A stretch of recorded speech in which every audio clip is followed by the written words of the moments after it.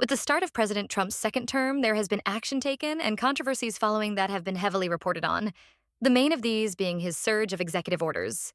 So, what is an executive order? American Civil Liberties Union describes an executive order as a written directive signed by the president that orders the government to take specific actions to ensure the laws be faithfully executed. Putting executive orders in place isn't an easy process. It starts with the president identifying needed action. The president then issues an executive order. It is then put under review by the director of the Office of Management and Budget on the relevance and purpose. After approved, it is passed on to the Attorney General for consideration as to both form and legality. If approved by the Attorney General, the Director of Federal Register reviews the order for clerical errors. It is then sent back to the President to sign.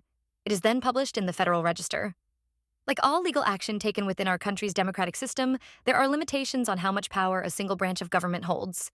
Executive orders can direct laws and implement an allocation of agencies. They are also able to create committees, agencies, and task forces, as well as change administration structures.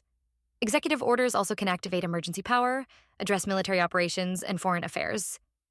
However, there are limits to what these orders can do, including their inability to alter the Constitution, direct federal spending outside of Congress, overturn Supreme Court rulings, nullify existing legislation, or alter the balance of power between the branches of government and bypass the legislative process. Meaning that, although a lot of power lies within the realm of executive orders, they are not able to fundamentally change or alter the systems of power in the United States government and are limited in their outreach. In Trump's first 100 days in office, he has already signed more than 70 executive orders, the most of any president in recent history.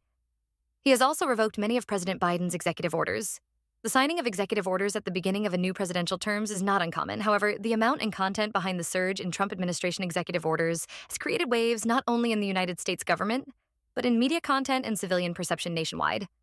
An example of this can be found in the recent signing of an executive order threatening to revoke the concept of birthright citizenship for those born in the United States, regardless of the citizenship status of the parents. This was heavily considered a violation of the 14th Amendment that has protected the rights of those born in the United States since 1868 and created a lot of media attention into what these orders are capable of. Now, why does this matter? The civilian impact of these executive orders has already been felt by many, and will continue to seep its way into the day-to-day life of all those living in the United States at this time. It is important to understand what this means and the implications of this political tool that has been used and talked about in the current events of this presidency. It is also important to understand these executive orders and how they work due to the threatening nature of recent orders to the overall governmental structure that has been adhered to since the founding of our nation.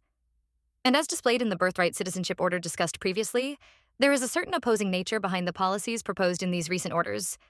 Finally, it is important to learn about executive orders to help be able to understand the current political atmosphere in the United States and staying informed on what is happening around you. Overall, it is important to learn more about and be educated on these different executive orders being signed and what this means, because they can cause major shifts in governmental structure and the day-to-day lives of all those living in the United States.